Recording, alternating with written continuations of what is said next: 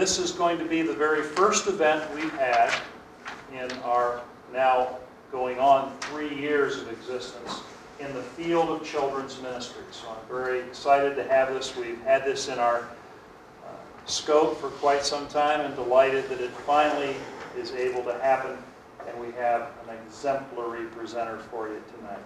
So I think you're going to go home with a lot that will cause you to think and refine your already existing children's ministry. I'm quite confident of that.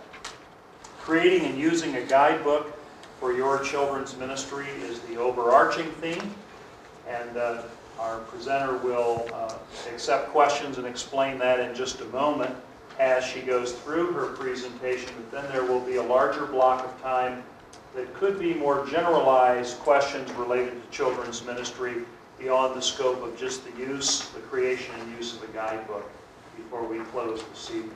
So, well, again, my appreciation to Nikki Hunt from First Christian Church in Johnson City, who's our guest presenter tonight.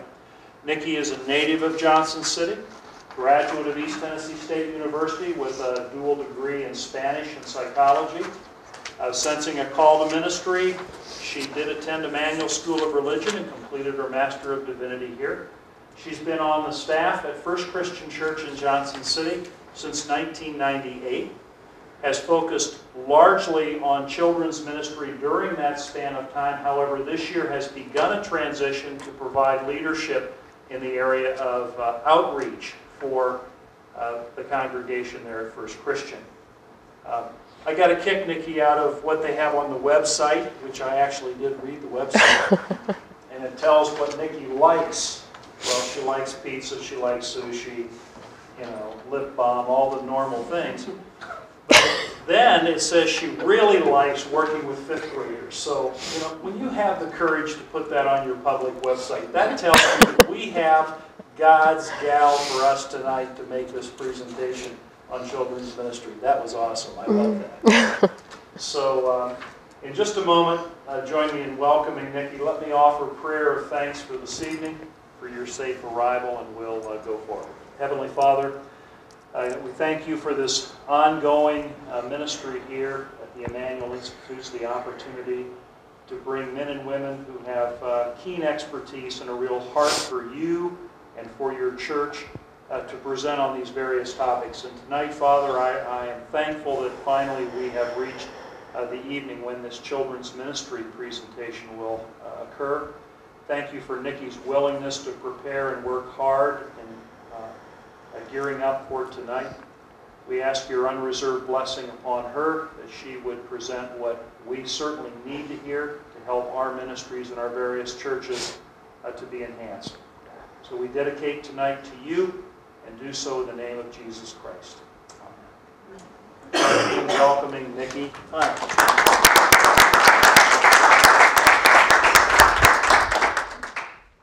Thank you. I'm excited to be here with you. I do have to apologize. I have some sinus issues going on, so if I stop to drink water or sniffle, I am sorry.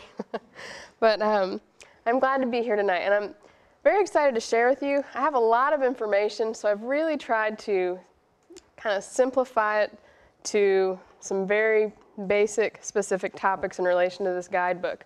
With that said, I do want to have a time at the end so that if there are questions or comments or things you want to talk about that I did not hit during this conversation, we can talk about those things. Do stop me at any point that you want to, because either you didn't understand what I said, it didn't make sense, you have a question, you have a great idea, or you think I'm just wrong and want to say, I'd do it differently. And that's fine with me, because I can learn from, I want to learn too. I want to be up front. I don't have a guidebook at First Christian. That's not something we have. We have packets of information for different groups of people. And that's something that as we talk through tonight, I want us to think about, because you need to figure out for your own church what's the best fit. With that said, it's also helpful for you to know that when I look at children's ministry, I look at children's ministry as a ministry that works with 3 different groups of people. Anybody want to guess who those 3 different groups of people are? Kids. Yes? Yes? Volunteers. Kids, parents, and volunteers. And that's not something that I realized until about 5.5 years ago. I always thought children's ministry was just about the kids. And frankly, that's why I went into children's ministry. And well, I realize now the larger a church becomes, or the more involved a church becomes in children's ministry, the more involved you are with adults, whether it's volunteers or parents. And so I wanted to let you know that because that's also reflected in how I'm going to talk about a guidebook. If that's not how you all look at children's ministry in your churches, then you'll want to think about that too as I talk. And my hope is that I've done this in a general enough way that is still specific, that it'll help you guys out, but it'll also give you the freedom to figure out if you want to do a guidebook for your church, you can do it in any way you want to. It doesn't have to be the way that I've said. Also, I may use examples from the church that I serve at, but that doesn't mean that that's the way it should be done, that you have to do it. And you all, and I'll reference this later, you have a copy of a sample guidebook. I've removed everything from it that says our name because the things that are in there are pretty general, but some of these things are coming straight from what I do at First Christian, some of them aren't.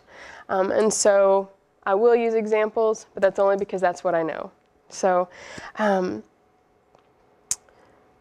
with that said, let's kind of move into our topic. You should have a handout, and what I've tried to do is those blanks fit along with the PowerPoint, so hopefully that'll just kind of give you an easy way to take notes. Like I said, at any time, stop me if you have questions. Creating a guidebook is a big task. And so what I want us to look at is the why. Why would you want to even have one? The how. How would you go about doing this? And then kind of the specifics. What would you want to do with a guidebook to make it specific to your church? Because I think every church has its own feel, its own culture, its own budget, and its own size and needs. So you're going to need to tailor that for your own ministry. What I gave you is something very, very simple. If I were doing this at First Christian, that's not what my guidebook would look like. But it's also something that's a great place to start, content-wise. And to me, the most important thing is the content, not the glitz and glamour that goes along with whether or not you want it in black and white or color or glossy or half page or full page. So, current topics in children's ministry. I wanted to mention this because as I was looking through what I'd put in a guidebook, the current topics in children's ministry influenced what I'd want to put into a guidebook. And there's 4 areas that to me right now really play a role in how I interact with children's ministry. These may be different for you. One of them is equipping parents.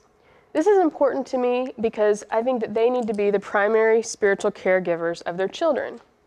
With that said, we know as children's ministry volunteers or staff that we're helping out in that area too.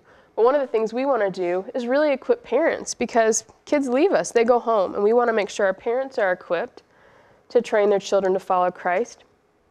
Another important topic in children's ministry is safety. And so that's something that's reflected in the guidebook that I worked through because to me, safety is one of the key issues and the key things that I'm attentive to in children's ministry, because if a child walks into your ministry and isn't safe physically or emotionally, they're out the door. And so it doesn't matter what you're going to teach them if they're not safe. Or at least that's my opinion. Another topic is what we teach kids and how. What are you going to be teaching them? And how are you going to do it? That's an important topic. That could be related to learning styles. That could be related to teaching styles. It could be related to a scope and sequence or curriculum. And then the 4th topic that's pretty important to me right now is welcoming newcomers. Whether or not you have a lot of visitors to your church or just a few or none, welcoming the newcomer is important because if you don't have a lot of newcomers to your church, then that may be an area that you need to work on. If you have many visitors to your church, many newcomers, again, you're going to want to make sure you're doing a good job because you have a lot of people coming. And so that's something that you need to think about with a guidebook. How does that help the newcomer? Is the guidebook made for newcomers? So those are 4 topics that are pretty key to me right now. What are some topics that you see in children's ministry as being current, kind of hot button topics that affect how you all do your children's ministry? Or are they pretty much the same? This is almost equipping parents in what we teach kids about.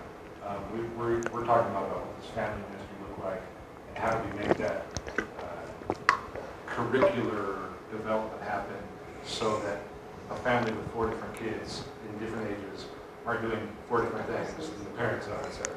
Mm-hmm. Okay. A little more cohesion. Mm-hmm. Okay. Yeah, some churches are doing that. We've tried that for a year once. It's a lot of work. It's great if you can make it happen. It's a lot of work. Other topics?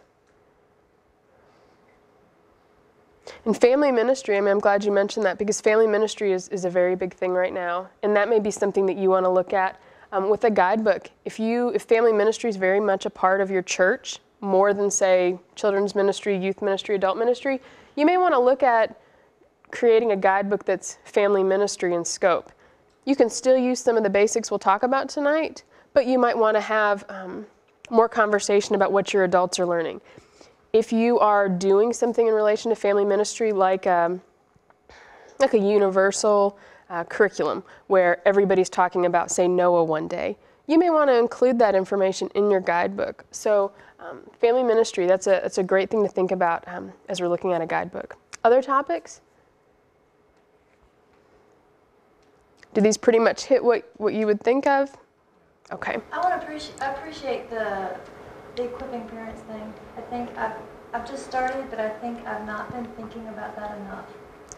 I've been thinking kids, but the kids are not there if the parents are not bringing them, and in place the parents. I need to really remember that. I appreciate that. Yeah, and that's not something that I have a natural bent to. I enjoy hanging out with the kids.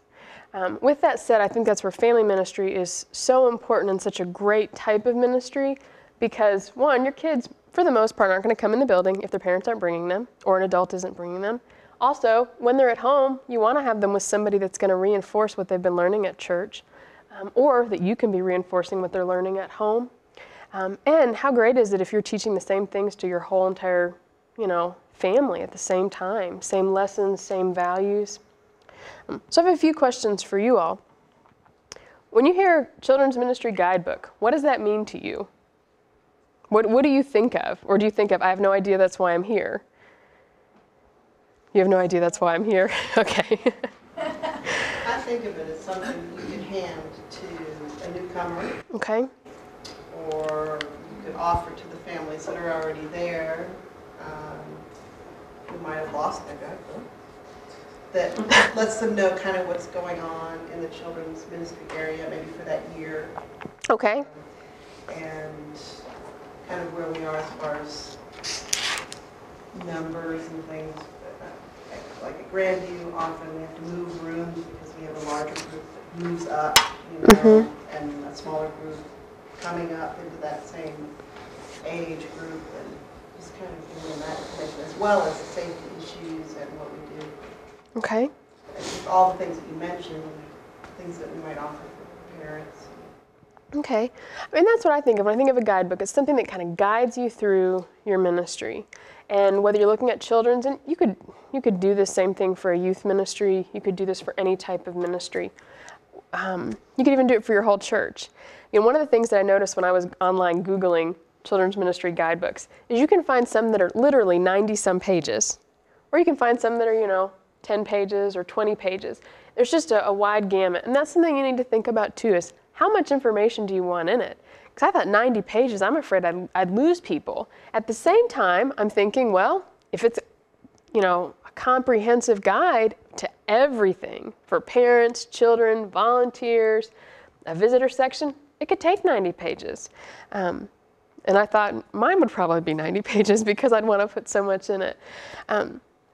Another question I have is, does this concept seem daunting at all to you all to create a guidebook for your ministry? Does it seem overwhelming at all? We can't get people to read one page. I can't. Well, I fully believe that if we could come up with scratch and sniff letters and booklets, I think that is a sense that we haven't fully utilized, the sense of smell.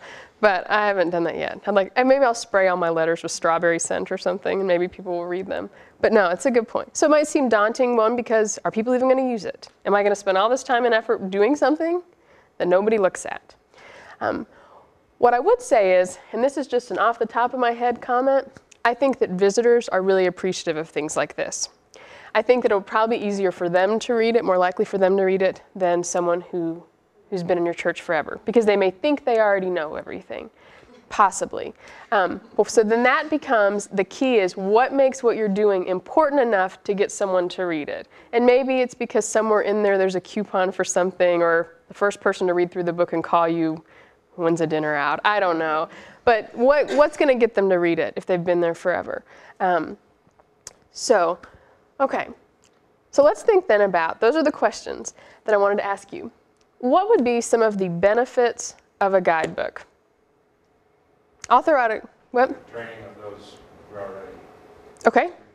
Yeah, training of people that are. Teachers who think they know what they're doing, who aren't doing the right things. Okay. All right, yeah. No, it's a good point. And, I don't know if you all have this difficulty sometimes, but if you have volunteer meetings, probably the people who come to the volunteer meetings, well, I shouldn't say probably. Perhaps you might have people who come to the volunteer meetings that have been there forever, and they probably aren't the ones that need to come. And you have lots of people who've served forever but never come to the meetings that you wish would come. And so trying to get those individuals to read something like this, yep. Other benefits? Ask the question. Mm-hmm. Going back to Guidebook. The Guidebook, it sounds like, could be very comprehensive, but it also could be very basic. Mm-hmm. Come through and it lays out the safety, or what's the safety going to be in this building, all the procedures, policies, and everything. But when you talk about just the ministry to the fifth graders, mm-hmm. that's probably not in the Guidebook. You have a special section, something different for the volunteers who are going to be working with fifth graders. Right, and that's where we need to figure out for our individual churches what works best. You might find at the end of this, I'd like to have, whether you call it a guidebook or a manual, I'd like to have one for each age group. A first grade volunteer manual, a second grade volunteer manual. And that's where knowing your church volunteers, knowing your parents, knowing the likelihood of them reading something. Because some places people might love to read, or they might just really get into doing something like that. And having a big book or a booklet would be great for them.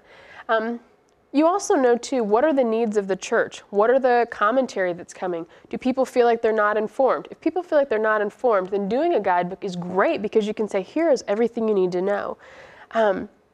I tend to lean, when I was working up a sample, and we're going to work through this sample booklet that I have, I tend to lean towards a little less comprehensive, more on what are the basics with safety? What are the basics on what your child will expect when they get in the classroom?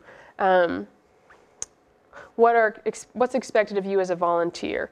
Kind of some simple things. At the same time, you might think, well, if I'm going to have 5 or 6 different little manuals, I'd rather than just all be in one booklet, have a table of contents, and people flip to the section that applies to them, because maybe in 2 years, this other section would apply to them too.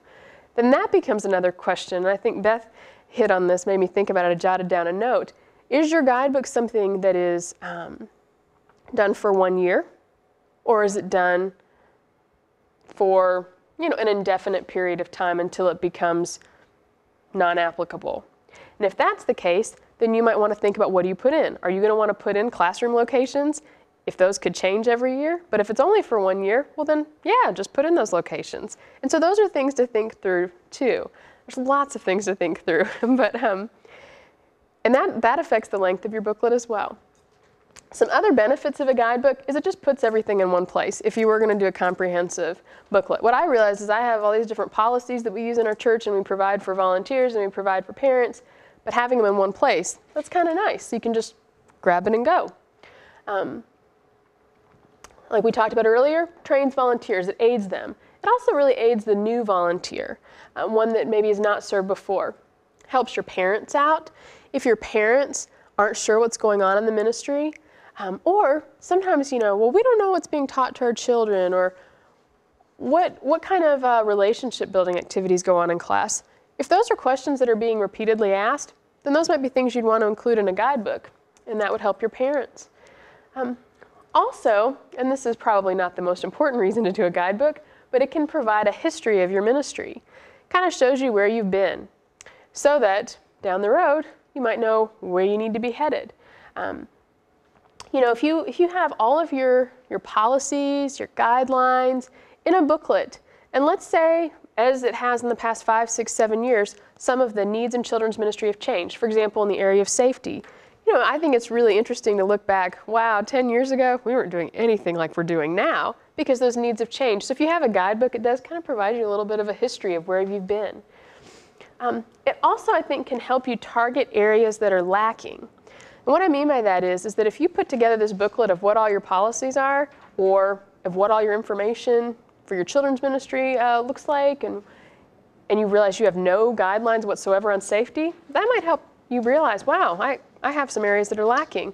Or if when you create your guidebook, you realize, wow, one of the most important things to me is, say, scripture memory, and I've never once mentioned that in my guidebook, then that might help encourage you to figure out, well, if I feel it's the most important thing in my ministry, but I've never mentioned it, does anybody else in the ministry know it's that important to us? So figuring out how to really highlight areas that need to be improved. So, starting a guidebook for your ministry. What are some things that you would want to include, or things that you'd want to keep in mind when you're creating a guidebook? And I would just encourage you, as I'm talking, to jot some things down. If you think, wow, this would be something great, great for a guidebook for our church. You know, what do you want to keep in mind with regard to structure? What do you want to keep in mind in regard to things that you would want to include? For me, some key components of a guidebook would be, you know, things that a volunteer would need. What does your volunteer need to know? Do they need to know all of the upcoming events for the year? I don't know. Maybe for you all they do, maybe they don't. Do they need to know the classroom locations of all the other ages? Do they need to know the safety policies? Do they need to know the diaper changing guidelines? Do they need to have diaper changing guidelines at all? Things like that. But that to me is a key component of a guidebook. Another one is, what does a parent need? That would be another key component. And as you're thinking about this, you know, this goes back to one of the original questions is, do you have a comprehensive book or do you have a specific book for each area? And so whether you do it comprehensive or specific, these are still things you'd want to keep in mind. And then what does a child need? Most likely, a child is not going to sit down with your children's ministry guidebook and flip through it. With that said, you'd want to include what a child needs because the parents are going to want to know that you're doing stuff for your children. So what are a few key things that you would want to include concerning your ministry? You might want to think about what are the highlights of your church. For example, one of the things that I really enjoy doing with our church is a 5th grade mission trip, 5th grade parent and child mission trip. That may or may not be something I'd want to include in a guidebook. If I was really tailoring my guidebook to parents and children, I'd probably want to highlight that because that's something special that we do, maybe a paragraph. If you were to do something like, well, for example, if special events is very big to your ministry, you might want to include a section of that and kind of talk about these special events. If you wanted to keep this booklet year after year, I would suggest only keeping the events that you do every single year, like your annual events. At the same time, if you wanted this to be something that you did just once a year, you kind of updated it every year, then you might want to put the dates of your events and those things. If for you all, scripture memory is key, like that's a big deal with your church, you really want to make sure your kids are memorizing core verses, you might want to include that in your guidebook. So if you want to take just a minute, maybe turn to the person next to you, if you're here with a group, just kind of maybe chat just for a minute or two about what are some things that just off the top of your head you would think would be important to include in a guidebook for your church. Something that would be important for your church, for their volunteers, for the parents to know that you're doing.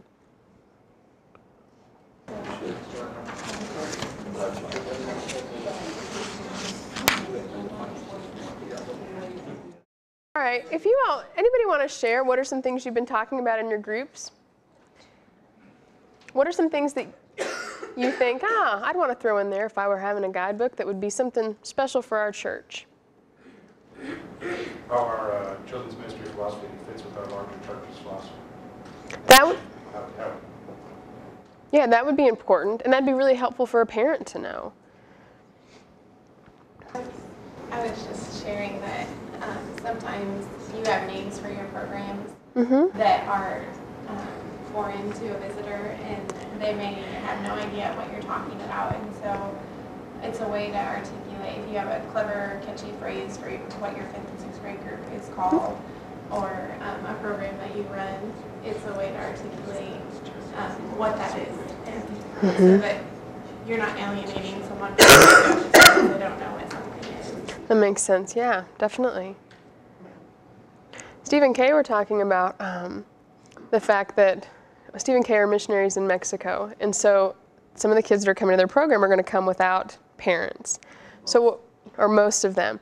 And so I think that poses something to think about in regard to a guidebook.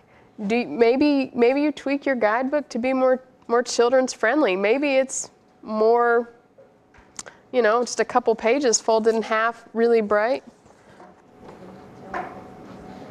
Or maybe it's geared to the parent and evangelistic. Yeah. Or you could take a booklet, and maybe go and do a home visit and take it to the parents. But if that's the case, you'd probably want to do something very simple. Our manual probably would be evangelistic in that you mentioned special events. Well, we would probably throw other things into it, such as a community center and all the classes, all the activities that are happening in the community center. This would obviously be for 6 months at a time, actually. So every 6 months, we probably produce those new folded papers, as you just mentioned, and put in special events and stuff like that to invite the parents to become more active. Yeah. Yeah. One thing you may want to think about too, I think that Anna makes a great point. Like if you have ministry names, like for example, maybe your nursery is called the Sprouts, and your preschoolers are, I don't know, seedling. Yeah. Defining those. You may want to, and I saw this in at least one guidebook online, and I don't know what I think about this, but I don't have an opinion really. You may want to include a section on other types of definitions. Like if you're gearing your booklet for parents, do you want to include a section about, say, learning styles? Or if you're doing this for volunteers, teaching styles. Things like that, those types of definitions. Or if you have phrases or types of things that you do regularly in your ministry. For example, in our ministry, when the kids are being very loud and not paying attention, we say kids, and they respond with time, because our ministry is called Kids Time. So we say kids, they say time. You might want to include something like that, in there, that kind of a definition or explanation. Lots of things to think about. Other thoughts? I think expectations for volunteers and parents, and kids too. Yeah, expectations, it's a great place to put those expectations. And again, just thinking about how you would have a structure. I thought this would be a good time for us to take a look at that sample guidebook. And I will just kind of walk you through what is in this guidebook. You can ask questions, thoughts, and we'll work through this until our break. And then after the break, what I'd really like us to kind of look at are all the different options for putting a booklet together. Because there's a lot of ways you can do this. This is very simple, very straightforward. This is if you don't have a budget for a guidebook, if you don't have the capability of doing color, if you don't have anyone that's going to be able to help you design something into a half-page booklet. I'm not great at technological things like this, so honestly, I'd need some help doing this probably. So if you don't, this is just to say, hey, you can have a guidebook no matter what your budget, no matter what your skill level is. So this is just something simple and straightforward. The first thing is, I would make your front look a little more jazzy than this. If you have a logo for your children's ministry, you may or may not, that'd be a great thing to pop on the front, your logo, or the name of your children's ministry. Also too, if you are doing this each year and changing it up, you'd want to put the date on it so you'll know if it's an outdated copy or not. I think we started out here with a welcome letter. I think the welcome letter is a great place for your children's minister, or if you'd prefer, maybe even your senior minister or both, to put some sort of letter saying, hey, we're so glad that you're involved in our ministry. Here's what this guidebook is all about. Doesn't have to be long, just something short, sweet, that explains what's going on. Then the table of contents.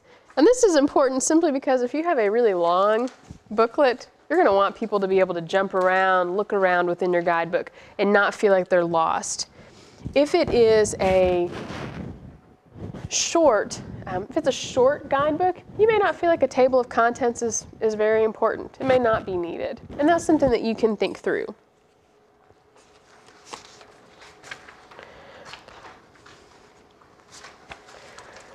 Something that we haven't talked about would be if your children's ministry has a particular mission. The mention was, though, Scott mentioned that he'd want to include for his church the fact that their mission for their children's ministry ties into the overall vision of their church. I don't know if your churches have missions for their church, like a mission statement for your church or a mission statement for your children's ministry. But if you do, it's a great thing to include in the guidebook. If you don't, I'd encourage you to get one. And you might say, well, how do you do that? You sit down and work on it. Which, to me, short and sweet is the most helpful. I remember spending probably a whole day, at least, after we'd brainstorm, then coming for a whole day working with one of our children's ministers years ago, trying to come up with our mission statement. And we did, and we used it, and it was a great mission statement. And then when, about 5.5 years ago, when our staff changed in children's ministry and we had a new team, we sat down and we worked on a new mission statement because frankly, none of my staff or I could really remember the one that we'd worked on. We'd worked on it so hard and we used it, but we couldn't just like spit it out. We couldn't just say it right off the top of the cuff. We'd have to look down. And we thought, if we can't say it easily, that's not a great fit for us. And then we also realized, and this was the most important reason that we changed it, was that I had this new vision that we really needed to be working with parents and volunteers in addition to the kids. And so we wanted to make our mission statement reflect that. And so ours was very simple. Kids Time cares about parents, volunteers, and kids. And then what we do is we break down the word cares into what our core values are. And so each one stands for something different. So if you wanted to test me, you could ask me to say what those are, but hopefully I'd remember them. But to us, that was very helpful. So we would put that on here. And if you wanted to include the mission of your church, you might say, well, why would you want to do this if it's a children's guidebook? Well, just to say, A, hey, it ties in, or B, just so people know what it is, because maybe if these are people new to your church, they've never seen what it was. It also lets them know that the children's ministry is a part of the church and that you all care about what's going on, not just in your ministry, but everywhere else. Another thing that I think is helpful from the guidebook is just if you have staff people in your children's ministry, or if you have key volunteers that are maybe leading certain areas, you might want to put this in your book. If that changes very often and you don't feel comfortable putting it down, then fine, don't. For us, I'd probably list our staff and contacts because we have a few different people on staff, and I'd want people to know how to get in touch with them. You may be concerned that if you want this guidebook to last for 5-6 years, that you don't want to put any names in there. And if that's the case, just leave it out. You might want to put a general phone number, contact information. If you have a general email address, put it general. Not a big deal. Or just even putting something like on the bottom, how to get connected with our team, and just putting something basic. And that's up to you. I see the benefits of going either way. One thing is if your church has a website, you can use the website for more current things and this booklet for things that last forever. So you don't have to worry so much about current events, current people in specific roles, that type of thing, because it's already on the website possibly for your church. The next section that I thought was important to include was the safety section. These guidelines in here, I'm not going to go through all of them, but these are things that I think that it's helpful for parents and volunteers to know. They're not specific to volunteers, they're not necessarily specific to parents, but people just might want to know, how do you keep your kids safe? These particular guidelines are things that we do in our ministry. Doesn't mean that they're the ones you should do. You might have lots of other guidelines you'd want to pop in here, and that's great. But if you have a name tag system, you might want to explain how do kids check in? How do they know what to do? You may say, well, I wouldn't want to put that under a safety section. I'd want to put that under a section applying just to kids, and that's fine. And that kind of fits into how does your mind work? And that's something I thought about. My mind naturally jumps safety, curriculum, parents, volunteers, kids. And I just see safety as such a big thing that I have it kind of off on its own. You may think, that should just fall under volunteers. That should be a small section under parents. And so think about that for you all. I think it's important for parents to know all the different things you offer for safety, as well as for your volunteers to know that. You know, if you have first aid kits available, if you have walkie-talkies where people are communicating with each other, put that in there. People want to know those types of things. Also, I think it's helpful if you have guidelines for your volunteers as far as age that they need to be in order to serve in a classroom, perhaps the number of people that have to be in a classroom, if you have a waiting rule before people can serve. Those are things that are helpful to know, and that's something you might put under volunteer guidelines as the title. You might put it under, you might just break it up into age requirements, 2-person rule, 6-month waiting period. Any of these things, if you think, what are you talking about? Raise your hand, or if you want to talk about it during our question section, that'd be fine. And then your church may or may not have a volunteer process. If you do, I think it's great to include in a guidebook. Not only does it help your volunteers know this is what they need to be doing to get connected, it would help your new volunteers know how to do it. It would help your parents know what's expected of a volunteer before they sign on. I think new parents especially, and parents who are new to your church especially, are interested in knowing, hey, your church really checks out their volunteers before they put them in a class? Hey, your church makes sure there's always 2 volunteers in a room? I think people want to know that, and it makes them feel more comfortable bringing their kids to your ministry. You might want to include a section on health. For example, I call this sick season, when kids are getting sick a lot and volunteers are getting sick. You may want to include something like that. We have some specific bathroom and diaper changing procedures at our church. If that's something you have, you might want to include it. You may not. We do include, I did include this in here because I think it's pretty important that our volunteers know what to do, and I like parents to know that this is what we do. So for us, we'd want to include it. That may not be a big deal to you all, and so it may not be something you'd want to include. The next section, I thought, well, what would I think about being a kid in our children's ministry? So, like I said, the way my mind works is safety is such a big topic that I had its own section. Then I jumped to being a kid in our ministry. And then in a little bit, I'll do being a volunteer in our ministry, being a parent. Being a kid, there's tons of stuff you can put in this section. I tried to keep it simple, and this is a place where you would decide, do I really want to just put everything in here or not? For me, if I were a parent looking at what's being offered for my kid, at our church, we have three different kind of ministry areas within children's ministry. We have nursery, preschool, elementary. So I would divide those up. You might want to include, how do you promote your kids? Why is that important? I don't know if you've had experience with parents, especially preschool parents.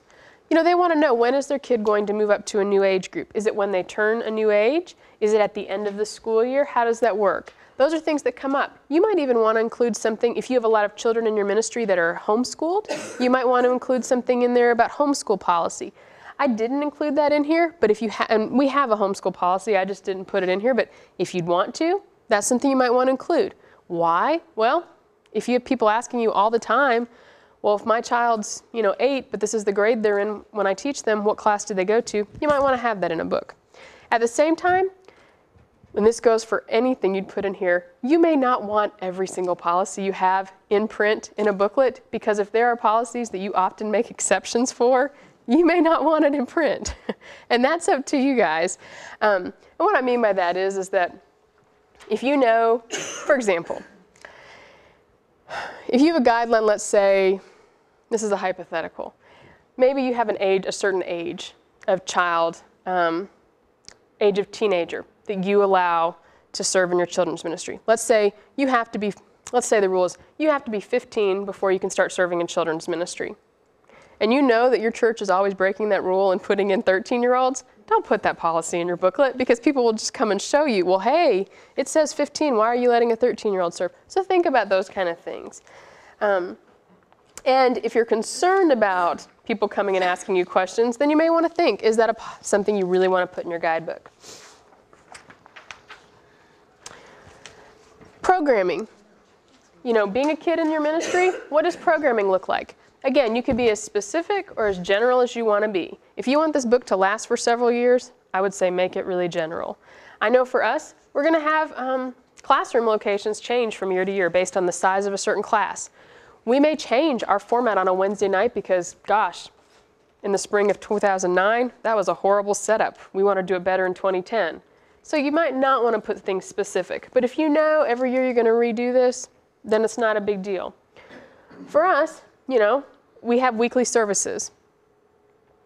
I know that that means Saturday nights and Sunday mornings. I also know that that means Wednesday evenings. So I just put it very general, the times and the days, and I know those aren't going to change. Special events. I know we're going to have special events. I didn't list what those specific things were, except for like VBS, our elementary musical, and our mission trip, because I know all of our other special events, they're going to change. We do offer some classes in regard to, we call them Following Jesus classes. And that would be something helpful for parents. If your church offers classes to children who are interested in making a decision to follow Jesus, you might want to include something basic in there. If you offer, say, baby dedication, like a baby dedication service where you let people know, hey, these people had babies during the previous year, you might want to mention that.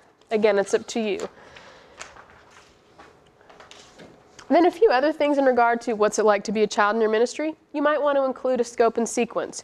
Your ministry may or may not have this. Scope and sequence would be, what are your kids learning and when? This would be a great place for, like where Scott was talking about trying to get your teens and kids and adults kind of all on the same lessons. This might be a great place to put something like that.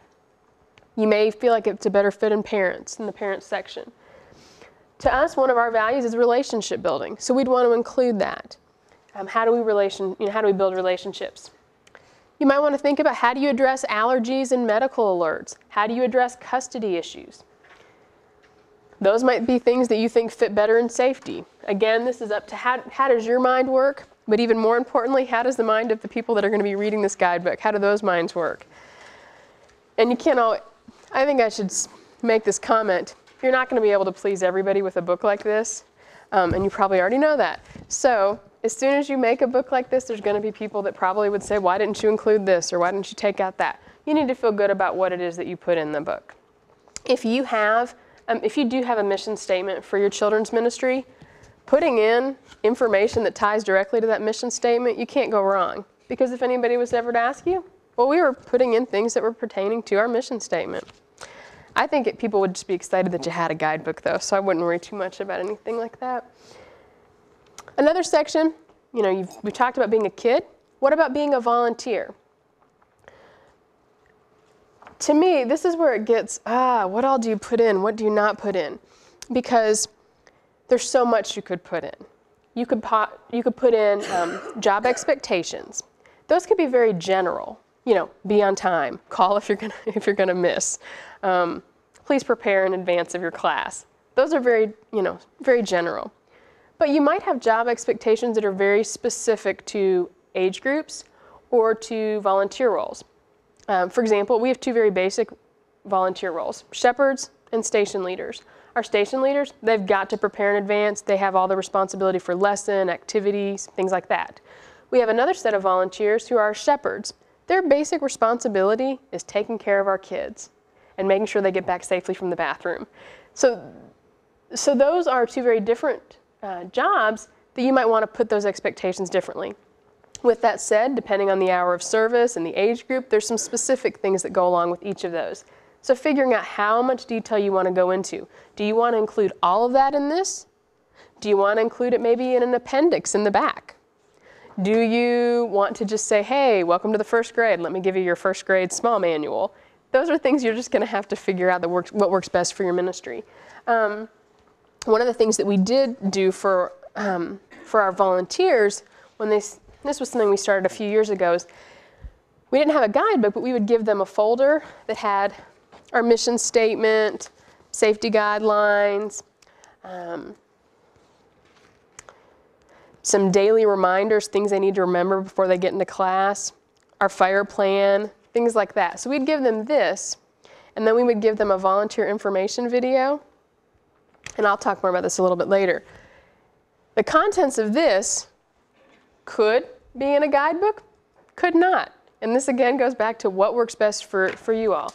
The other thing to think about is what's being put on here that important? Because you will be, using a lot of paper. And so just being earth conscious, are these things that really have to go on a piece of paper that are copied a lot? So think about those things. If you have a specific training process, you'd probably want to include this in your volunteer section.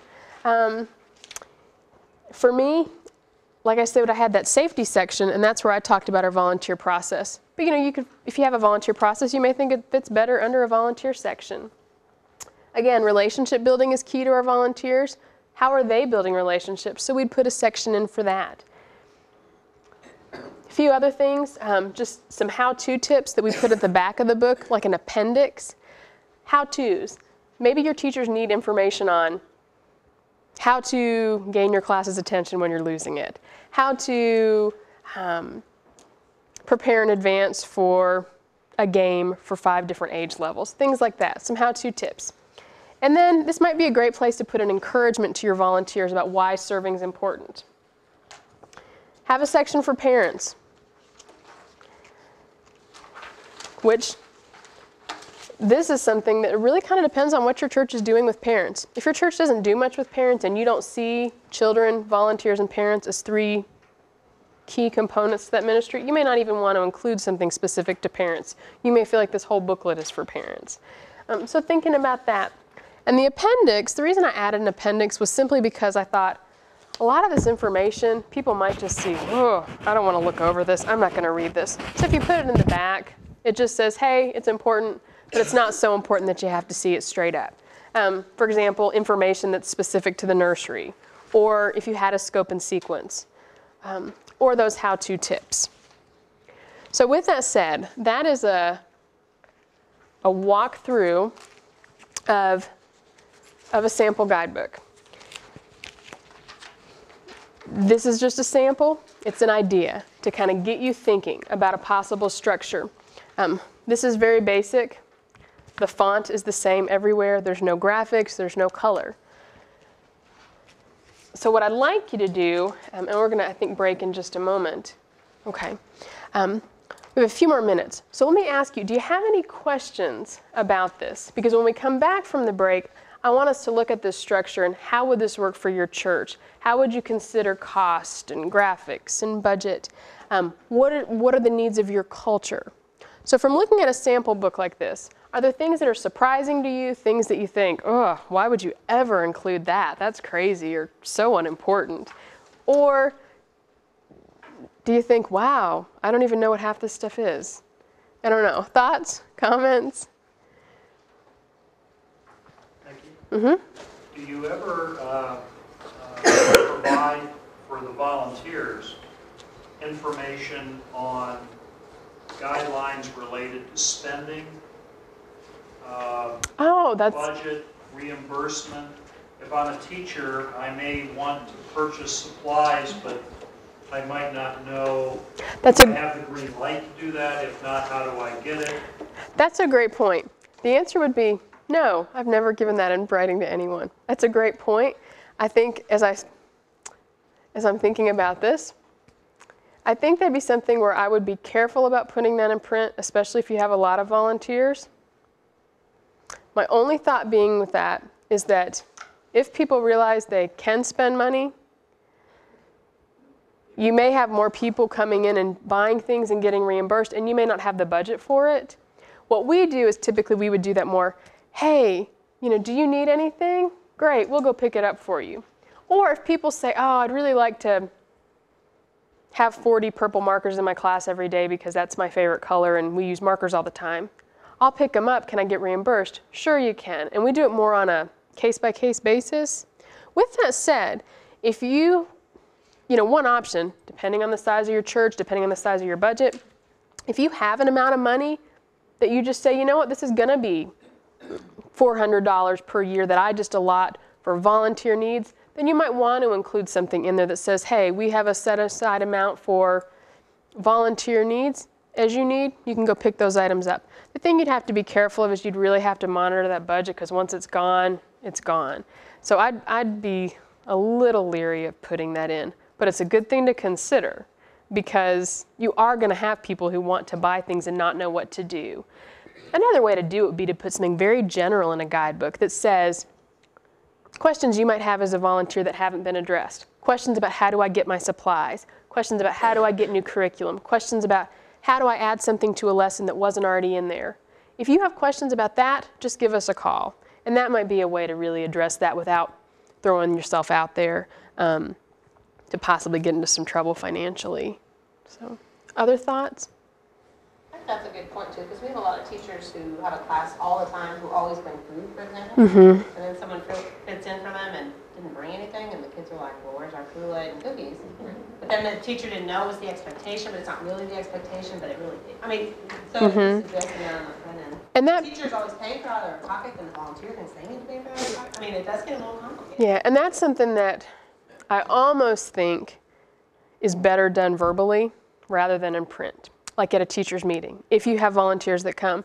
Or if you know that, this may be something where if you know that Susie always teaches that class and always does donuts and she's going to be gone for 2 weeks and you know John is subbing, saying to John in advance verbally, hey, just FYI, they always bring donuts. I can pick those up for you, or if you want to, just give me the receipt.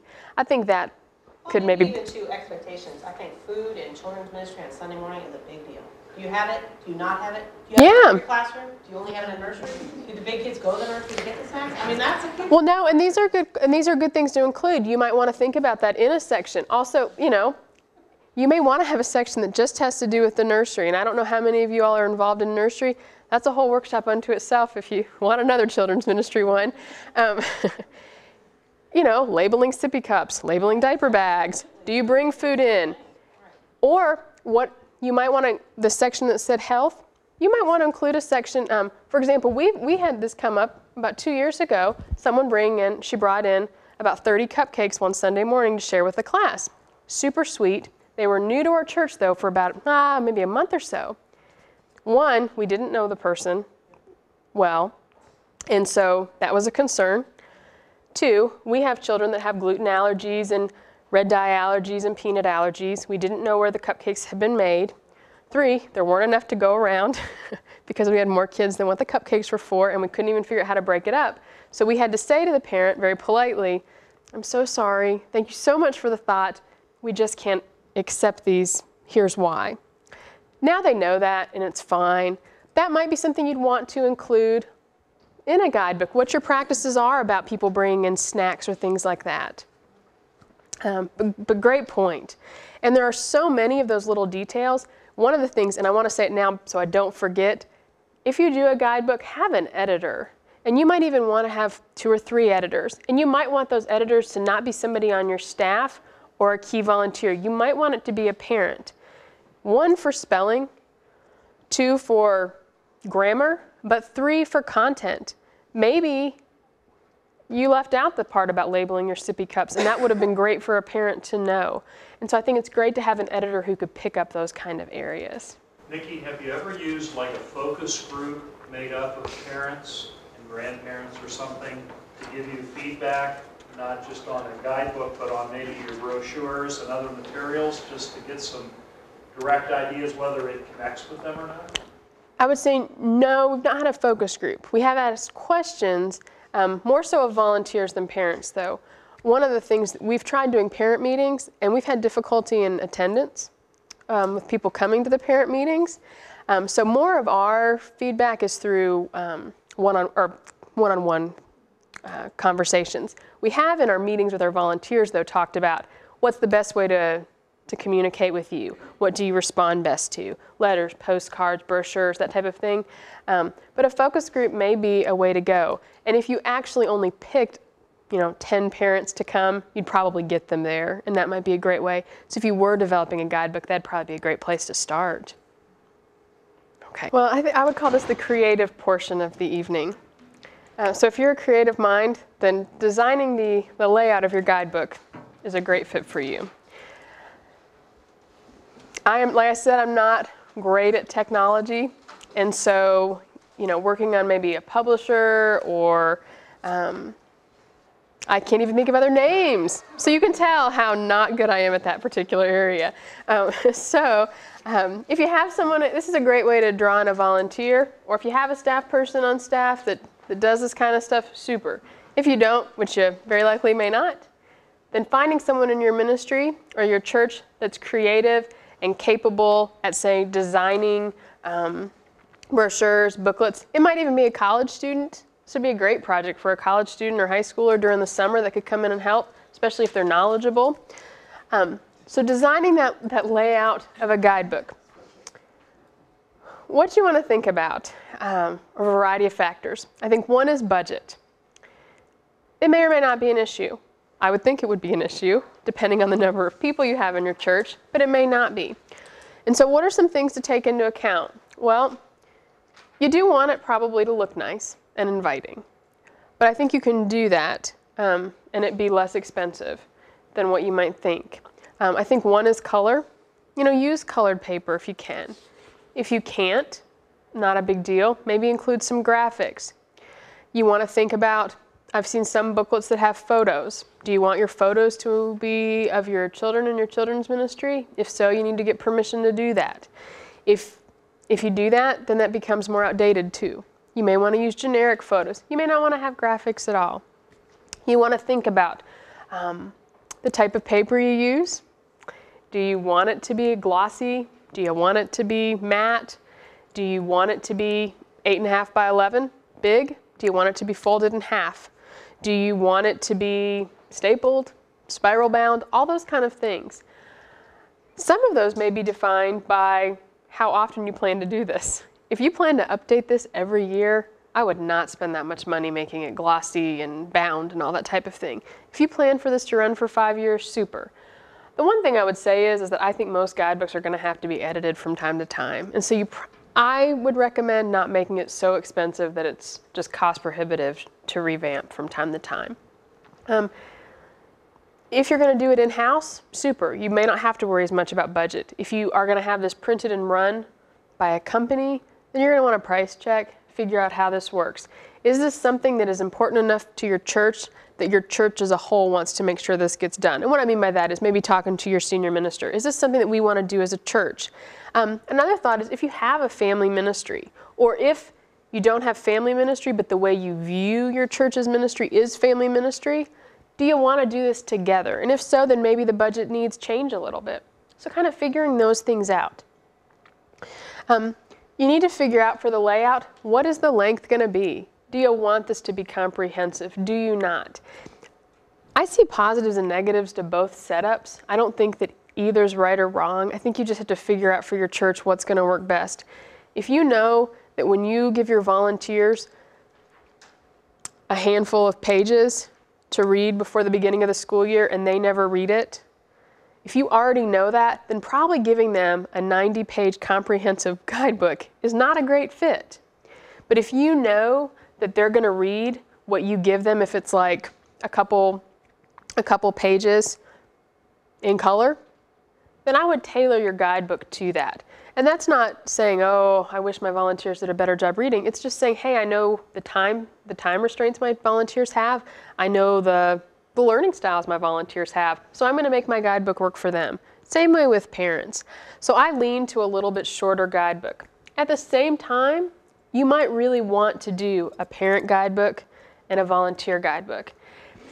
I think that that's a nice fit in the sense that you can put a little more information in both. And you may find that some of the information is very much the same.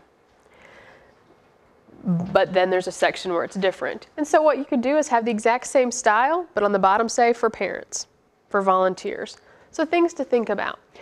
If your ministry is run such that you have, for example, if you had a 5th, 6th grade ministry, or if you spend a lot of time and energy on your nursery, you may want to have a general guidebook and then a nursery specific guidebook or a 5th, 6th specific guidebook. We do several things very special with our 5th graders. You might put that in an appendix, you know, for 5th grade only, for nursery only, things like that. What are you guys, I mean, as you think about this, what are you thinking? Do you all lean towards, oh, a shorter guidebook's better. Oh, a comprehensive guidebook's better. I'm just curious. I mean, what kind of speaks to you all? My thought is to have a comprehensive one, you know, maybe not exhaustive, but that's not spiral,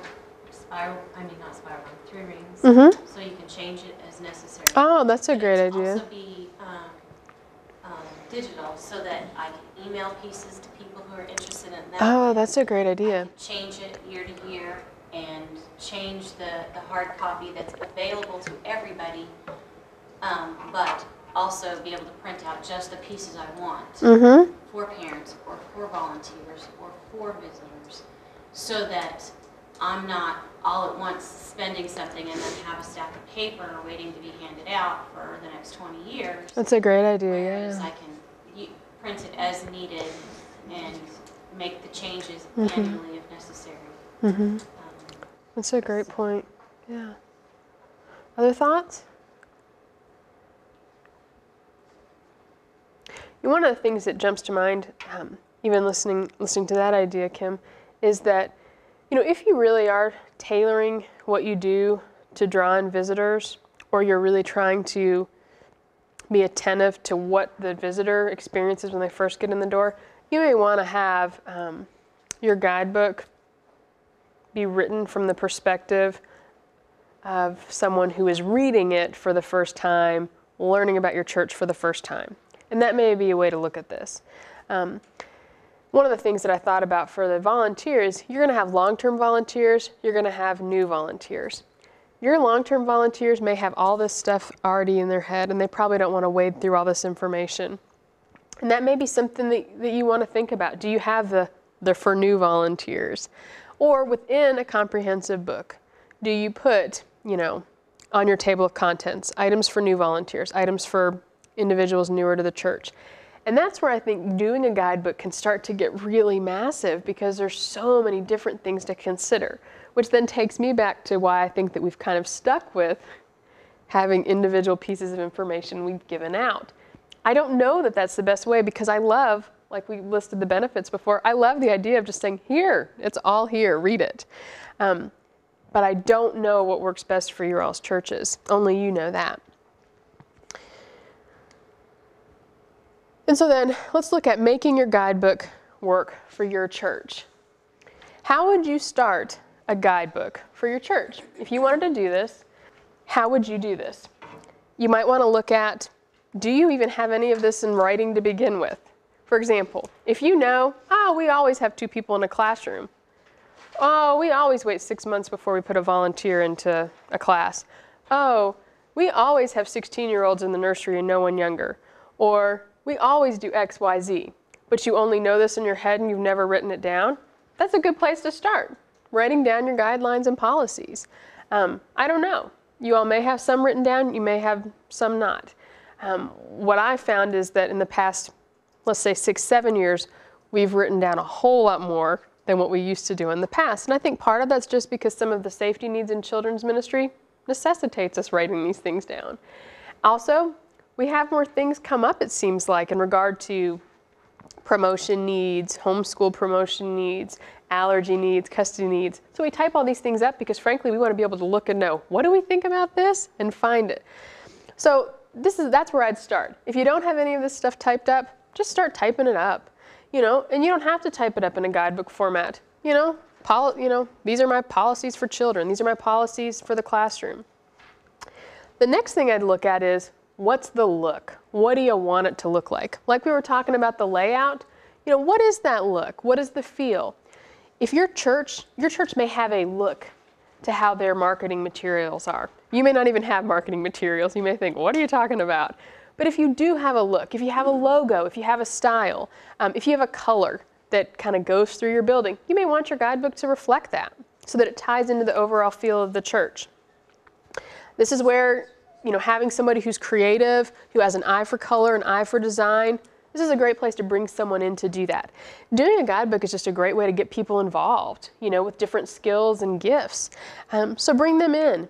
If you have someone who is good at editing, have them edit the look of your guidebook as well. Then, after you figured out that look, or maybe before, you know, make sure you bring in that cost factor. If you are going to spend money on this, how much do you have? Is this a one-time deal where you have this money, or do you have the money each year to redo this? Another thing to do at some point in that process is maybe just look at the guidebooks of other churches. Doesn't mean you're going to copy them, nor should you, but it'll give you some ideas of what's out there. Also, you can just kind of look at maybe children's books that are out. What kind of format do they have when they structure things? There are books that you can buy that are, you know, basic introduction to children's ministry. Maybe flipping through what topics do they include when they're, you know, training a new children's minister in those books. What are the topics they include? Could those be reflected in your guidebook? Looking at those types of things as well as the guidebooks of other churches can provide you with some information as to what you would want to put in it. But that's how I would recommend getting started. I think that if you're going to do something like this and you want it to be well used and a real part of your ministry, it's great to just give you the heads up to your senior minister, hey, I'm working on this. Why? So that they can support you. And I'm glad you agree. You know, I would want them to know that. I also think that it's helpful for them to know that you're doing this because, one, the senior minister might think, oh, what a great idea. I'd love for all of our ministries to do this. And if that's the case, then you all might want to do this kind of in conjunction with each other. Or they might say, hey, you know, we do think that family is important here, and we do value the importance of, you know, role of parents. Let's do this youth and children's together. And you could do that, you know, or youth, children's, adult. And so, one, you're informing your minister, but two, he may have a great idea for how to do this as a whole church thing. The other thing is, if you are making this guidebook to be something more than just, hey, let's pass it out at the end of class, but hey, this is really what you need to know about our ministry. If your minister is willing, they may or may not be, to say maybe at the end of a church service, hey, just want to say, look at what this, you know, what we've got for our children's ministry. If you want to know more about our children's ministry, even if you're not a parent or volunteer, grab a copy of this. That's another thing that I hadn't mentioned before, but sometimes people just don't know what we do in children's ministry, and having a guidebook, hey, here you go. Especially if you're including volunteer roles in there, if you had a list of all of the volunteer opportunities, so we have a separate thing that we use at our church. That's a list of all of our volunteer opportunities, what the job expectation is, the amount of service time that's required, or not required, but that they're committing to, things like that. That's separate. You can include that in a booklet, it's kind of up to you. I think that that's a great thing to have on hand, whether it's in a booklet or separate, only because if you ever have people who are looking to get involved, but they have no idea where to get involved or what you do and how they could get involved in doing what you do, you can give them that pamphlet and say, here's all the opportunities for you. Include things that are like behind the scenes or once in a while, because there's some people that want to help with kids, they just don't have the time or the ability to do it all the time. So including those types of things might be a possibility. So let me ask you, is there anything that you would or wouldn't include, or anything that you would do differently from, say, this sample guidebook? Like looking at this, is there something that just says to you, oh my goodness, take it out? Or is there something that you think, why on earth wouldn't you include that? I think there's a challenge, at least in our church. I think there's a group of people who think, this would be great. We should have done this years ago. This is very informative. I want one on my bedside table. And I think we have to balance that because I think there's also a group, especially in children's ministry, maybe of established volunteers who think, why do we have all these rules? I love kids. This is a loving place. I've been doing this for years. And that actually would be a lot of pushback to having a guidebook where people say, I can't stand all these rules. I quit. I'm not doing it anymore. And would interpret this as constraints or something. And wrongly consider that. But I think for us, anyway, we would have to balance at least length and maybe details of policies, even though I think it's helpful to spell them out, but maybe not include them for everybody, because I think some of the established volunteers would say, who do you think you are? But I've been doing this long and you've been alive, that kind of thing. So I think for us, that is a balance that we'll have to. Maybe some of them could be on their focus group. Yeah. Yeah. Yeah. It makes the guidebook process ridiculously long. Yeah. There's staff of 4 or 5 like y'all, but But it means that you start with that. But that comes to knowing the culture and the needs of your church. This is not the same, but related. When we began doing background checks in our children's ministry, We're with you. I know that would be an example of some people think it's awesome, and so others may not. Others may think, why on earth would you ever do this? You know me, Nikki, I'm your mother. Although my mother was very supportive of this, but anyhow. And I could say, even my mom's had her background check done. But the idea is you have to set the vision for it. And I'm sure you already know that. And you can say, well, that's just great, Nikki, set the vision, but whatever, they're still going to shut you out if they don't want to do it, which is true. So figuring out how do you do it in such a way that you can set the vision, get buy-in, and still get done what you want accomplished, which is really hard. One of the things that I would think, and you probably already have this in mind, is are there some key people that have been in that church forever who ought to have that attitude? We shouldn't do that, we don't need this, but who are willing to stand by it because they see the value in it. And if you can get those individuals on your side, hopefully have them help encourage those other people along. Because one of the things that was great for us is that we had, I don't know, maybe a key 10 to 15 people, for example, when we did background checks, that I called in advance. There were people that have been in this children's ministry forever. One was my mom. Others, you know, male and female, young and old. Hey, we are going to be doing background checks. We want you to know this. We want to explain to you why. Will you buy into this? Can I say that we've called, not you personally, but 10 to 15 of our long-term volunteers, and they're backing it up, and they're willing, even after serving 30 years, to have a background check done because they know it's important. Can I say that? Can I include you on my list? And I did. I called 10 to 15 people, and then I could say, when I did a vision meeting for the people, hey, 10 to 15 people have agreed with me that this is important, and here's what we're going to do, yada, yada, yada. The other thing is that when you are doing this booklet, if you know that you're going to get a lot of kickback because people are going to think, you have 20 rules for me as a volunteer? I taught in 1980, and our kids knew Bible verses better without all these rules than they do now. This is silly. Then you probably don't want to put all that stuff in the booklet. But you got to figure out what is key. And to me, what is key is, what are the kids learning? Are they building relationships? Are they safe? And tied into, I mean, back with the what are they learning, you know, are they coming to know Christ? And that's not a comprehensive list, but to me those are the things that jump out right off the top of my head as important. I want to make sure those things are in there. The other thing to consider is if you really think this is going to be tough to get into your ministry, a group that I think would love it would be your people new to the ministry.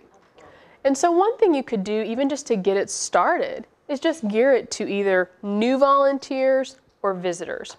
Because my guess is if you have rules in your ministry, even your long-term volunteers are following them, whether or not they know it.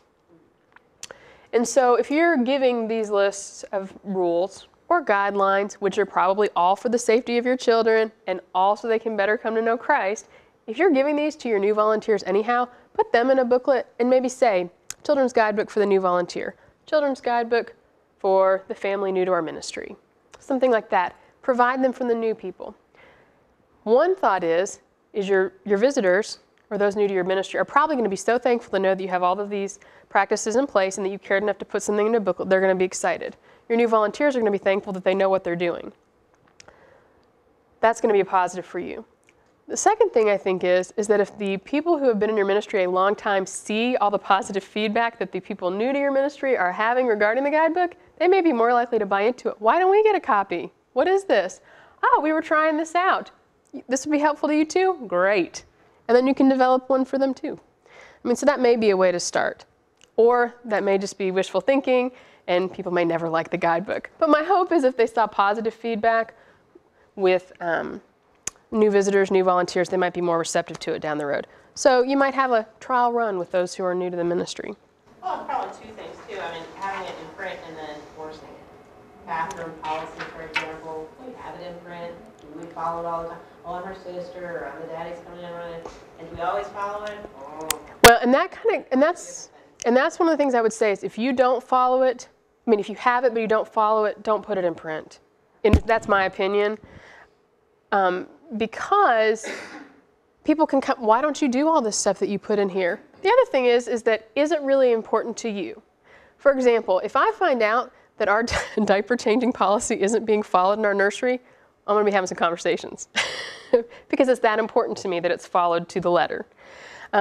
If I find out that our bathroom policy is not being followed, we're going to be talking with our volunteers. I mean, that's not an infrequent conversation. Hey, how's it going? Oh, remember, you can't walk down the hall by yourself. You know, those are things that are going to come up. So to us, we put it in because we follow it. At the same time, one of the reasons that I probably wouldn't include a homeschool policy at our church is that we don't have that many homeschooled children. And we have had more case-by-case situations. We have a general rule that we follow, but there have been some exceptions we've needed to make. And I don't know that I want to put that in writing in a booklet that goes out to everybody because there might be an exception or two.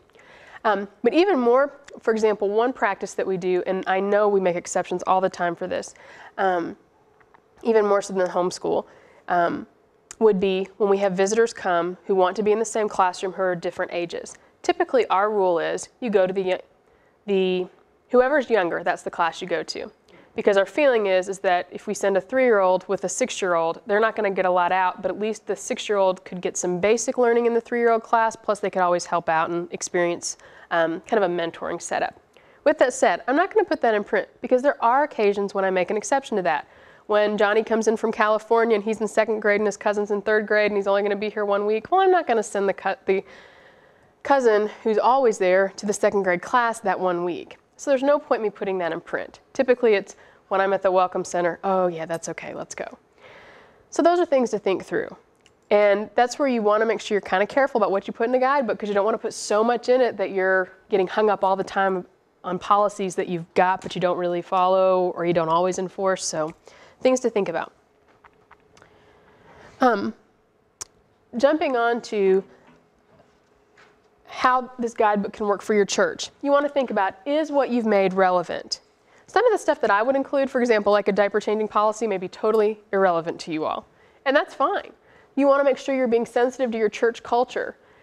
If you know that people are going to be really hesitant about this book, then figure out the best way to do it so they'll be receptive, because you want it to be a success. One, you don't want to go out all this time and effort for it to be a failure. But two, if you, as volunteers and children's ministers and senior ministers, see this as valuable, then you want to make sure that it's a success.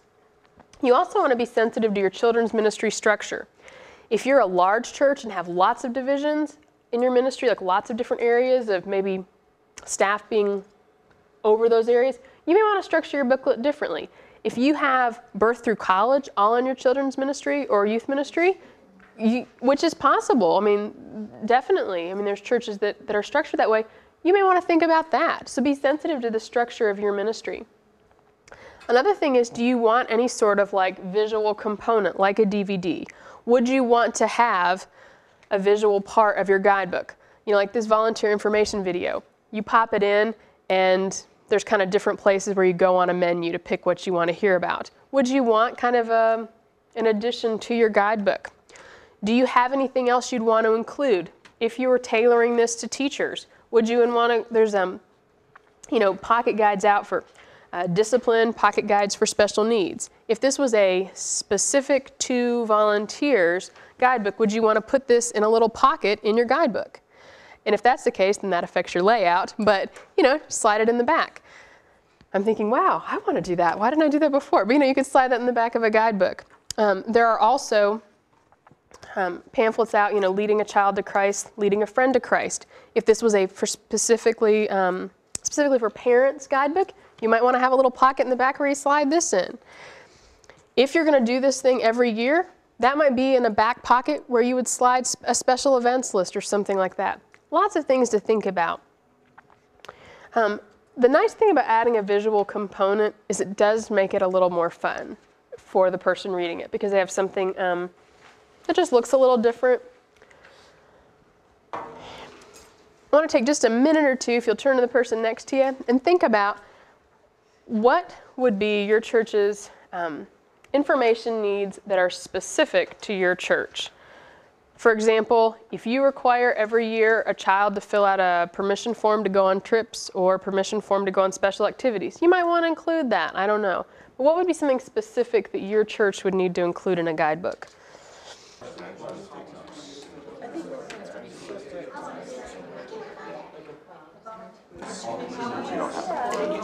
You have a guidebook. It's not a book. It is. Different. Here's a section. Here's a section. Here's a section.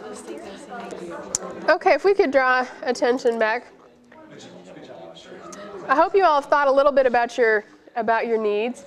Some other things to think about is for your specific church, when would you use this guidebook? We've been talking about this the whole time, but when would you use it? You know, are you going to use it specifically to welcome new volunteers and parents?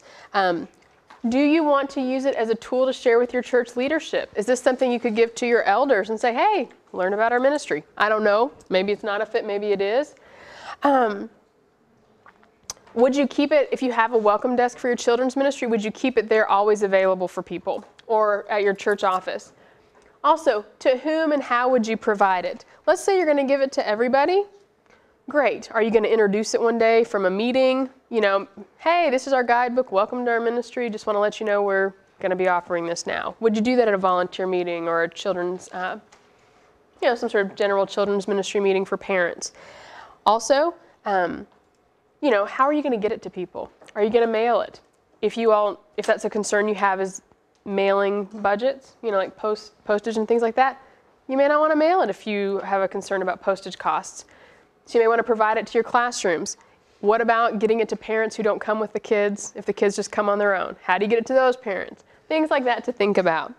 Are you going to give it out only to new families? Are you going to give it out to families who've been in the church for a long time, but only if it's requested? Things like that.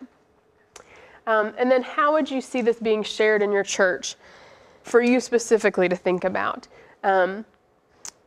Do you see this fitting a certain way? Do you see this being readily available every week? Do you see this only coming out at the beginning of the year? Do you see it coming out at the beginning of the year, but always being available in case you have a visitor? Things like that. Wanted to throw out, Stephen Kay and I were talking when we were brainstorming here just a second ago. A great point. Kay and Steve are in a different setting than a lot of us would be in our churches. But one of the comments was, not only are you possibly not going to see the parents of the children at their church, even when you do see them or if you went to see them to take them a book, their ability to read may or may not be there. They may be illiterate. And one of the things that I think we do need to be sensitive to, again, is our culture in our church. If we have a lot of people in our church who we know maybe have difficulty reading lengthy essays and things like that, think about that. I mentioned several years ago, I worked with a family, and that was a consideration. We had a family going through the Following Jesus booklet, but it was difficult for one of the parents to actually read through it with their child, and so the child and the mom and I met together, and we worked through it. And so I hadn't even thought about that. But if you have more than, say, one or two families in your church who do struggle with reading and who do rely on you as volunteers or children's ministers to work with their kids, then how do you make this information, if it's that vital to your ministry, how do you make it available to those parents? And I don't know the answer to that right off the top of my head. Probably sitting down and working through it with them and just verbally telling them about these things. But if that information is that important and you want those parents to know about it, then figuring out how you're going to get it to those parents. Okay, I know it's a lot of information, I think, or at least it feels like a lot of information to me. I want to make sure we have time for questions. So, questions. Do you guys have anything you'd want to talk about, share from your brainstorming sessions regarding the guidebook? Like, hey, we just had this great idea. We know how we'd use this. Do you have questions in general about children's ministry topics that have popped up while we've looked through this? Like, why would you do that, Nikki, or why would you include that? We've got some time, and I'd love to answer those questions if I could. I really like the section about what you do with extra time. And I think that would be helpful if this were in the room and maybe we're a new teacher or something, and I say, yeah, there are some ideas. Mm-hmm. Because I think a lot of children's ministry, we might get the teaching done in 20 minutes, mm-hmm. An hour and a half. And we have teachers who just play, and I think that's maybe the culture a lot of times is that children's ministry equals play. Yeah. And how we can tailor that play time, because I think we have a lot of unused time, and using this as an encouragement, I think would be really helpful, at least for us. Yeah, when we that, in case you're not sure what that section is. It's in the appendix of the sample guidebook. We had that in this blue folder. And the reason we added it was for that very reason, is that we'd have people in our classes who were great volunteers, loved being in there, but maybe they did have a little extra time. Or, and I don't know if this happens, but perhaps the adult worship service goes a little long, and the teacher prepared for an hour and, and got everything done within the hour, but then the service runs maybe 10 more minutes. What do I do with those 10 more minutes? And depending on the size of your ministry, the budget of your ministry, you may or may not have lots of board games or things available in your classroom for the kids to play. And the other thing is, do you want them playing those things? Do you want to make that usable? Do you want to have Bible verse games and activities? And so having a section like that is helpful for that reason. And I'm excited to kind of look through this with my team. Like I said, this is very much a sample. It's not something that we use at our church. It's basically pulling a lot of our practices and putting it in something that I think could be a sample, a general sample for anybody to kind of build off of. But I think the how-tos, or if you have like one of these booklets, sometimes we have questions about, well, what do we do if we have unruly kids in our class and we can't get their attention? If that's something that is an issue at your church, having that in a how-to section might help. Or how do I calm down a child who's upset because they miss their parents? Especially like if you're working in a preschool class, that might be something to include. Other thoughts or questions? Sounds like from some of your very first comments, what you do in your church, you could have a master guidebook, but then you could also have mini guidebooks, and M-I-N and M-A-N-Y, where you have one for this group of people, you have one for this group of people. If the information, 3/4 of the information is the same, fine, but you still are tailoring it for 5th grade. Just take them as an example. Would you have something then for all parents or parents of 5th grade? Could you have just make it that specific as well? Kind of up to you, I think. My thought is, if you don't have a lot of specific to 5th grade activities, probably no need to do it specifically. Now, another way to look at this is, we don't have this, but I'm thinking, it'd be good. If you wanted, for example, if you wanted a very special something for your 5th graders, doing something that includes the activities, your goals for that year for the 5th graders. The reason I say 5th graders is our ministry, children's ministry, ends with 5th grade. In 6th grade, they go up. You might even include a devotional in that guidebook for the year. Maybe make it a teaching tool as well. Maybe include a section in there where for parents, like, hey, these are topics that we're going to talk about in classes throughout the year. Here's some talking points for you maybe that you'd want to talk through with your kids throughout the year that we're going to be talking about in classes. So in addition to giving basic information, you could make it very much a teaching tool for the parent as well. That would be a whole different look and feel, but it might be helpful. One of the things tied to this, I'm just thinking kind of in structure. We do a 5th grade mission trip, and until this year, every year I'd give them an information booklet, a devotion booklet, and a journal. 3 different books, 1, 2, 3, they all had it. Recently I went on a trip and they gave a whole book that had everything in it. It was an all-encompassing booklet. Well, one of my coworkers had gone on the same trip earlier in the year and they showed me this and I thought, oh my goodness, they have basically like kind of the idea of a devotional or, thoughts in this book. They have your basic trip information in this book and they've got a journal in this book. Wow, I need to do that. And so I put it all into one book for our 5th grade mission trip, and it's so much better because I just have to say, do you have your orange booklet? Do you have your orange booklet? I don't have to ask about the 3 different things. So looking at it that way, then I think structure-wise, maybe a comprehensive thing is better. But if you really want to specifically target one age group, having something specific might be helpful. Another thing to think about is, I don't know if your churches ever have interns. One of the things that I've done in the past with our interns is I have a binder. And I'm just thinking, oh, Nikki, I need to do that before January because we have a new intern coming. But there's a binder, and they just flip open, and it has all the basic information I'd want them to know as an intern. So thinking about that, what would I want if I had someone coming in that was going to work with me every day? What would I want them to know, and what I would want them to back up policy-wise? Those things in that binder might be the same things I'd want to put in a volunteer binder. At the same time, if you do have interns, that's a helpful thing to provide them with as a guidebook because it's going to be hard enough for them to learn the names of the kids, let alone all your policies. So having that all in a booklet that they can flip through is also very helpful if you were ever having an intern.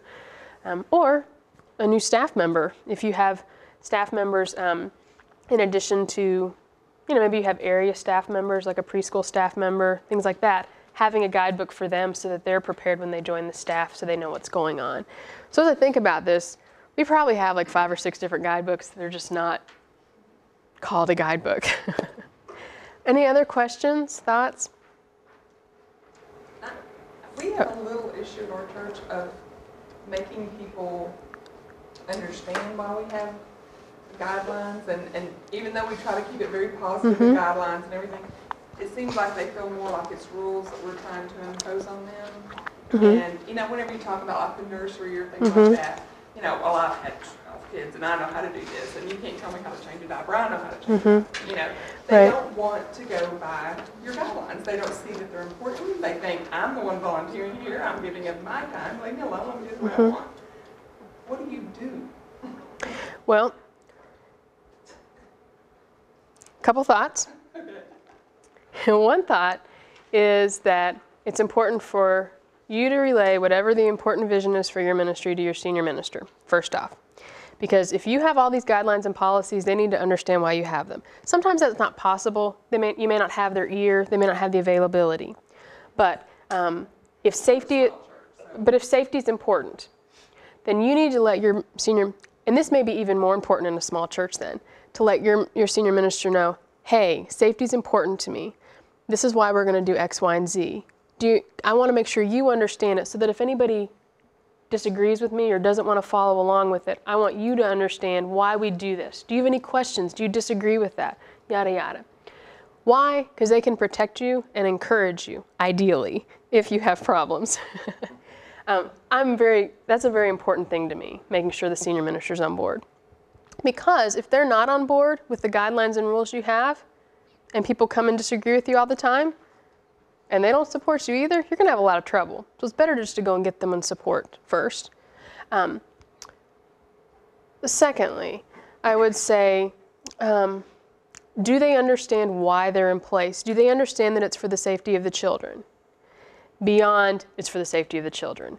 Have you ever done a safety workshop or a safety meeting? Or do you constantly repeat, this is for the safety of the children, this is for the safety of the children, this is the safety of the children? I mean, honestly, people probably get sick of hearing me say that. Why? Because it is pretty much the key thing that drives me in children's ministry right now. Why? Because it breaks my heart and will make me ill if I ever think of a child in my ministry and care being hurt on my watch. Honestly, I'll probably break down in tears in 2 seconds because that's how much it makes me ill. So my team knows that. My staff knows it. They know that the 2 things that will drive me to have a lengthy discussion with my staff is if I think there's an unsafe situation or if I think that any child's been picked on or treated not well. Those are the 2 things that drive me. You say, well, where's Christ fit in that? Well, where Christ fits in is that if my kids are not being treated safely or well, they're not going to come to the building anyhow. So I'm not going to be able to talk to them about Christ if they're not being loved and protected. So I got to get that done first in order for me to talk to them about Jesus. That's the way I view it. So the reason I say that is this a passion to you beyond policy? And if they know it's a passion to you and they understand why you're doing this, talk to them, talk to them, talk to them. If you can't get them on board, and this may be hard if you don't have that many volunteers, you may need to say, see ya. You may not want to do that. I've lost a volunteer before because they didn't want to fill out a background check form. And it was hard, and then I heard a little bit, down the road, I heard so-and-so wouldn't fill out the background form. Sorry. If it's important enough that you're going to do what needs to be done to get those policies in place, then it's got to be important enough for you to not have someone serve if they're not willing to support it. That's very hard, especially if you have a lot of relationships with those people, and I understand because I grew up in the church where I serve. It is hard. But if it is important to you, then you've got to make sure it happens. That's where it's key to get your senior minister on board. For us, on that same topic, we took the tactic that this is part of us building infrastructure for future growth for people who don't yet come. Yes, great point. And we preached that, I know that this is how you did it for 4 years, and we know that was okay. But that is just plain not going to be acceptable for any young parent nowadays. And aren't those young parents crazy? They're crazy. And we talked about them as crazy germaphobes. And we said, and yes, our youth minister is exactly like this. You're going to see, so Tommy is crazy. Yeah. And so we talked about that. Sanitize all. Yeah. And so we took the tactic that this is you helping us build infrastructure for these new people that don't yet come. And if we don't do this, there will be no place for these kids in 10 years. Because new families are like that. And that's a great point, and because you know, one of the things is just tied to that is just perception. One of our policies is that we don't allow men to change diapers in the nursery, and we also don't allow pregnant women to change diapers. The reason is that there's bacteria. That's what we've been told, is there's bacteria when changing diapers that if not, like, I guess hands aren't washed well, that it can affect the mother who's pregnant. So it's more for the safety of the mom. So that's why we implemented that. We visited several nurseries several years ago because we felt like our nursery was not where we wanted it to be. So we visited several nurseries in the area, and we basically pulled best practices from those nurseries and implemented them. We talk about perception. Tied to this, were you going to ask Scott about why we don't allow men to change diapers? Okay. It's a lot of it, or take kids to the bathroom. A lot of it's tied to perception. And you all may disagree with it, and that is okay. If you do, fine, so fine. And I struggle with it, honestly. I struggle with it. I'm okay not changing. Yeah. But I struggle with the rule. I struggle with the rule because I feel like it should be okay. But statistically, and I would need to double check, I don't have the statistics with me, and maybe it's not statistically numerically accurate, but I think the perception is that men tend to be more likely to molest children than females. And so if you go into a nursery and you are a visitor, new to the church, and you see a, to you, strange male changing your child's diaper, you may be less comfortable with leaving your child in that nursery. The same with taking a child to the bathroom. So we made that decision several years ago. We did have somebody that stepped out of the nursery because they felt like we ought to be able to change the diaper.